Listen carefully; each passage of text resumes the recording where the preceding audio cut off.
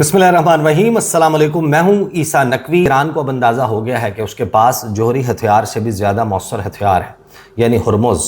जिसे वो किसी भी वक्त इस्तेमाल कर सकता है। इसके लिए ना कोई ऐसा इंतज़ाम होगा जहां ईरान की ही मर्ज़ी चलेगी। वो इस बर्तरी को, लेवरेज को बरकरार रखने के लिए सब कुछ करेंगे।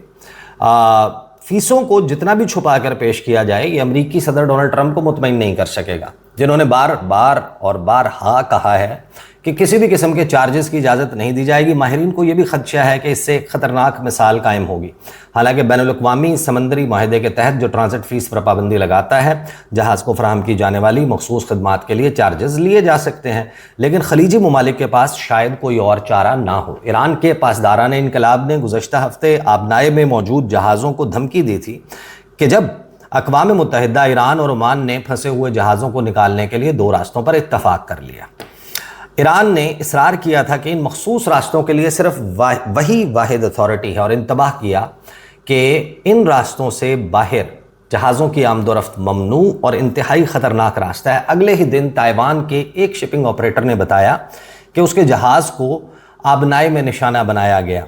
जिसे अमरीकी हुक्काम ने ईरानी ड्रोन हमला करार दिया। अमरीका और ईरान के दरमियान अबूरी जंगबंदी के माहदे पर दस्तखत के बाद ये अपनी नौइयत का पहला हमला था। इसके बाद वाशिंगटन और तेहरान ने एक दूसरे पर जवाबी हमले किए, जो खलीजी ममालिक तक फैल गए। दोनों फरीकैन ने मंगल को कतर में होने वाले मुज़ाकरात से पहले मज़ीद हमले रोकने पर इत्तफ़ाक़ किया। अमरीका में कायम एक गैर मुनाफा बख्श तहकीकी इदारे सुफ़ान सेंटर की रिपोर्ट के मुताबिक ये ईरानी धमकियाँ और हमले मुमकिन तौर पर खलीजी ममालिक, ख़ास तौर पर ओमान के लिए एक बिलवास्ता इंतबाह हैं कि अगर उन्होंने ईरान के साथ ताउन ना किया तो अच्छा, मैं इस खबर के बाद मैं उसको जोड़ूंगा उस आलमी मंजरनामे से कुछ चीज़ें जो शायद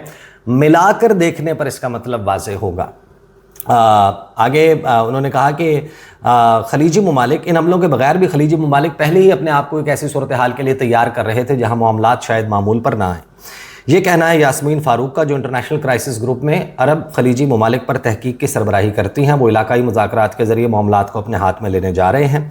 तवक्को है कि सऊदी अरब इलाकाई सिक्योरिटी पर वसी तर मुज़ाकरात की क़यादत करेगा, जबकि दीगर आबनाए हुर्मुज़ के इंतज़ाम के हवाले से ईरान के साथ बराह रास्त इनफरादी मुलाकातें कर रहे हैं। एक और ग्रुप में इराक भी शामिल हो सकता है, जो इक़्तिसादी तौर पर आबनाए के ज़रिए तेल की बरामदात पर मुनहसर है। खलीजी ममालिक के पास सबसे बड़ी बरतरी मालियाती है, यानी ईरान में सरमायाकारी करने की सलाहियत, जिसकी मईशत पाबंदियों और जंग के असरात की वजह से शदीद मुश्किलात का शिकार है। मोहतरमा फ़ारूक कहती हैं, वो महसूस करते हैं कि जंग ख़त्म होने के बाद ये ईरान की सबसे कमज़ोर रग होगी, एक्लीस हील होगी, लेकिन वो अपने सामने मौजूद ख़तरात को कम करने के लिए ईरान से रियायतें मांगेंगे। इसका मतलब ये हो सकता है कि ईरान के पास मौजूद मिसाइलों की तादाद को महदूद किया जाए या इसके हामी ग्रुपों, प्रॉक्सीज़ को मुसल्लह करने की कोशिशों को रोका जाए, जिन्होंने इस जंग में खलीजी ममालिक पर भी हमले किए थे। खलीज के अंदर जारी मुतअद्दिद अलग अलग मुलाकातें और तेहरान वाशिंगटन के वसी तर मुज़ाकरात इस बात की निशानदेही करते हैं कि यह ख़ित्ता अब बुनियादी तौर पर अमरीका पर इन्हिसार करने के माइंड सेट से बाहर निकल रहा है। मोहतरमा फ़ारूक ने कहा, अमरीका इनके दिफाई ढांचे और दिफाई निज़ाम की रीढ़ की हड्डी रहेगा। तवील अरसे से खलीज के दिफाई ताल्लुकात और हथियारों की ख़रीदारी पर अमरीका की इजारादारी रही है। जो कुछ अमरीका के पास नहीं है या जिसे जल्द हासिल नहीं किया जा सकता, या अगर अमरीका के पास ईरानी ख़तरे से निपटने के लिए कुछ नहीं है तो वो उसे कहीं और तलाश करेंगे। ये तब्दीली, डाइवर्सिफिकेशन पहले ही शुरू हो चुकी है। मई में कुवैत ने ड्रोन्स और एयर डिफेंस सिस्टम खरीदने के लिए तुर्की के साथ एक दिफाई फ्रेमवर्क कायम किया। यूक्रेन ने भी हाल ही में सऊदी अरब, कतर और मुत्तहिदा अरब अमारात को ड्रोन बरामद करने के मुआहदों पर दस्तखत किए हैं। खलीजी ममालिक मज़ीद आगे देख रहे हैं। सऊदी अरब ने मिस्र, पाकिस्तान और तुर्की के साथ एक नए क्वाड में कई मुलाकातें की हैं। अमेरिका पर एतमाद डोनाल्ड ट्रंप की पहली इंतज़ामिया के वक्त से ही कम हो रहा है, ख़ास तौर पर 2018 में जब वो ईरान जोहरी मुआहदे से दस्तबरदार हुए थे, जिसके नतीजे में तेहरान ने बतदरीज अपने जोहरी प्रोग्राम पर लगी पाबंदियों पर अमल करना बंद कर दिया।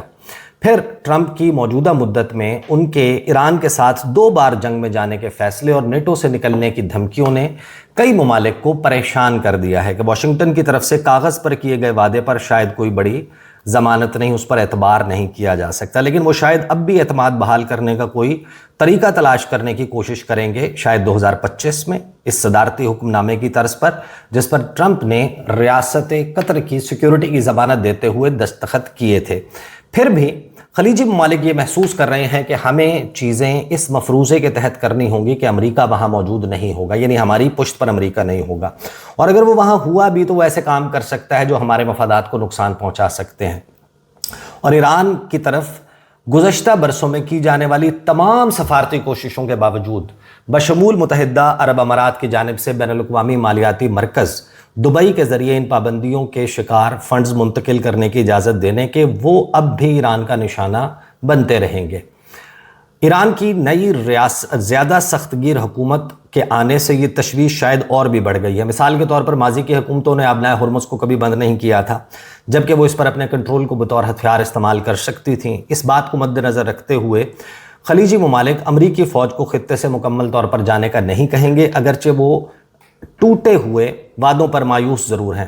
لیکن محترمہ فاروق کے مطابق وہ اپنی حکمت عملیوں کو پلان بی اور پلان سی کے ذریعے مضبوط کریں گے، تاکہ اگر امریکہ اپنی سیکورٹی ضمانتوں اور دفاعی وعدوں کو پورا نہ کرے تو ان کے پاس متبادل موجود ہو۔ یہ تو تھا آرٹیکل۔ اب ذرا اس کو ملا لیں،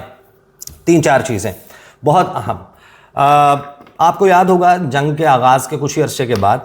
محمد بن سلمان کے حوالے سے ڈیروگیٹری ریمارکس دیے تھے ڈونلڈ ٹرمپ نے فلوریڈا میں اپنے جو حامی ہیں ان سے خطاب کرتے ہوئے، اور ہم اس کا ترجمہ کرتے ہیں کہ تلوے چاٹتا ہے میرا، اور اصل میں اس نے جو لفظ کیا تھا استعمال کیا تھا دیٹ از ویری ڈیروگیٹری۔ تو اس کے فوراً بعد کیا ہوا تھا؟ اس کے بعد یہ ہوا تھا کہ سعودی عرب میں پرنس سلطان ایئر بیس پر امریکی E-3 سینٹری طیارے کو نشانہ بنایا گیا، اور اس کی تصاویر اس ہائی سیکیورٹی ایریا سے باہر آ گئی۔ جب سعودی عرب میں امریکی ایمبیسی میں CIA کا جو کمپاؤنڈ تھا اس کا نشانہ بنا، وہ نشانہ بنا، اس کی تفصیلات باہر آ گئیں۔ پھر یہ ہوتا ہے کہ جب freedom operation project freedom launch کرتا ہے آبنائے ہرمز کھلوانے کے لیے ڈونلڈ ٹرمپ، تو سعودی عرب کی طرف سے یہ خبر آتی ہے کہ سعودی عرب نے اپنی بیسز دینے سے انکار کر دیا ہے۔ اس کے بعد محمد بن سلمان کو دعوت نامہ دیا جاتا ہے فرینچ پریزیڈنٹ ایمانوئل میکرون کی طرف سے کہ G7 سمٹ میں آبنائے ہرمز اور ایران والے معاملات پر بات کر رہے ہیں، دنیا کی سب سے بڑے بڑے ملک اکٹھے ہیں، آپ بھی آئیے۔ وہ انکار کر دیتے ہیں، وہ کہتے ہیں میری پہلے سے کچھ شیڈیولڈ ملاقاتیں ہیں، میں نہیں آ سکتا، میں شرکت نہیں کر سکتا۔ یہ بڑا واضح اشارہ تھا کہ سعودی عرب جو ہے وہ اپنی پالیسی میں ایک بڑی تبدیلی لا رہا ہے۔ اس نے اس خطے میں نئی ریالٹیز کو ایکسیپٹ کیا ہے۔ اس کو یہ سمجھ آ گئی ہے کہ میں متحدہ عرب امارات نہیں بن سکتا، میں متحدہ عرب امارات والی پالیسی کو ٹو نہیں کر سکتا۔ اس کے علاوہ جو اس وقت ریجنل سینیریو ڈیولپ ہو رہا ہے، اس میں محمد بن سلمان اور ان کے ملک کو یہ تک دیکھنا پڑا، مارکو روبیو نے وزٹ کیا، تمام جگہوں پر گئے، امریکی وزیر خارجہ ان کے ہاں نہیں گئے۔ تو یہ جب سینیریو سارے ڈیولپ ہوتے ہیں اور جب آپ اس کو ملاتے ہیں ان مناظر سے کہ سعودی عرب کا کہیں انویٹیشن پبلسائز نہیں ہوا تھا کہ سید علی خامنائی کے جو تشییع جنازہ ہے اس میں کوئی سعودی ڈیلیگیشن آئے گا یا اس کو انوائٹ کیا گیا ہے، یہ خبروں میں بھی کہیں موجود نہیں تھا، تو پوری دنیا کی آنکھیں پھٹی رہ گئیں جب انہوں نے اچانک دیکھا کہ سعودی عرب کا ڈیلیگیشن 5 رکنی ڈیلیگیشن 22 فارن منسٹر کی قیادت میں تہران میں جو میت ہے اس کے سامنے اپیئر ہوتا ہے، وہاں پر قرآنی آیات تلاوت کی جاتی ہیں، اور سعودی عرب pays respects to the late former supreme leader of Iran Syed Ali Khamenei. یہ وہ سفارتی زلزلہ ہے جو وقوع پذیر ہو چکا، اور یہ وہ مناظر ہیں جو لوگ دیکھ چکے۔ اب اس کے بیک اینڈ پر چلنے والی سٹوری میچور ہو بھی سکتی ہے اور نہیں بھی۔ امریکہ کے پاس بہت طریقے ہیں، امریکہ اگر الاؤ نہ کرنا چاہے، امریکہ اس میں رخ نہ ڈالنا چاہے، گیم خراب کر سکتا ہے، لیکن سعودی عرب بہرحال ایک ایسی ٹراجیکٹری پر ہے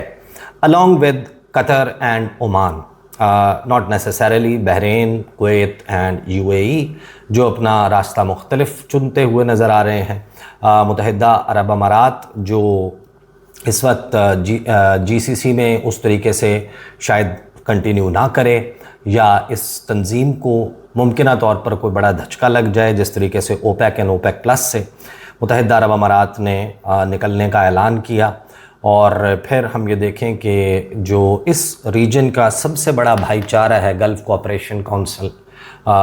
خلیجی ممالک کی تعاون کونسل، اس میں کوئی دراڑ پڑ جائے، بہرحال ایک بڑا سائزمک سکیل کے اوپر ایک بڑی ٹیکٹونک شفٹ ہے، اور سائزمک سکیل کے اوپر ایک بڑا زلزلہ ہے جس کو ایکسپیرینس کیا جا رہا ہے۔ یہ کس جانب جا کر میچور ہوتا ہے؟ China, Russia, they are going to be very major players, and interestingly Pakistan is going to be very very important, بہت امپورٹنٹ ہوگا پاکستان۔ سعودی عرب اور ایران دونوں کے ساتھ بہترین تعلقات، سعودی عرب کے ساتھ دفاعی معاہدہ، ایران کے ساتھ معاملات کا انٹرلیکیوٹر، میڈیٹر ہونے کے ناطے، اور being a potent nuclear power, Pakistan اس میں اس نئے تعاون کے معاہدے میں جو ایران کے ساتھ ممکنہ طور پر بہرحال ہونا ہے، کہ ایک ایسا وقت جب اسی معاہدے میں جو ہونے جا رہا ہے اس میں ایران کی پروگزیمٹی سے امریکہ کو دور جانا ہے۔ اب امریکہ کے پاس آپشن یہ ہے کہ یا تو وہ Al Udeid air base, Ali Al Salem air base, Al Dhafra air base, بورنگ ایئر بیس، اس کے بعد جو 5th فلیٹ کا ہیڈ کوارٹر ہے بحرین میں، ان سب پر اربوں ڈالر کا ہونے والا نقصان، تباہ شدہ equipment, known location, target within reach ہونا، یہ تمام ولنریبلٹیز کے ساتھ وہ دوبارہ سے اربوں ڈالر لگا کر اس کو تعمیر کرے، اور اس کے لیے سامان بھی اسی تنگ آبی راستے سے لے کر آیا جائے جہاں پر ایران کا اسٹرانگ ہولڈ، انسٹرینگل ہولڈ موجود ہے، یا پھر امریکہ ایران کی پروگزیمٹی سے دور جا کر یہ بیسز بنائے۔ جب وہ دور جا کر بیسز بناتا ہے، خطے سے ایک طریقے سے اس کا پارشل ڈپارچر یا ایونچول ڈپارچر ہوتا ہے، تو ایسے وقت میں ایران کے ساتھ لامحالہ ایک ایگریمنٹ ہونا ہے، کچھ سیکیورٹی گارنٹیز ایکسچینج ہونی ہے، کچھ ایران نے گارنٹیز دینی ہیں، کچھ ایران نے گارنٹیز لینی ہیں، اور اس میں میرا خیال ہے کہ آنے والا جو وقت ہے that is going to be very important diplomatically, جس پر گفتگو کا سلسلہ جاری رہے گا۔ اب تک کے لیے اتنا ہی، اجازت دیجیے، اللہ حافظ۔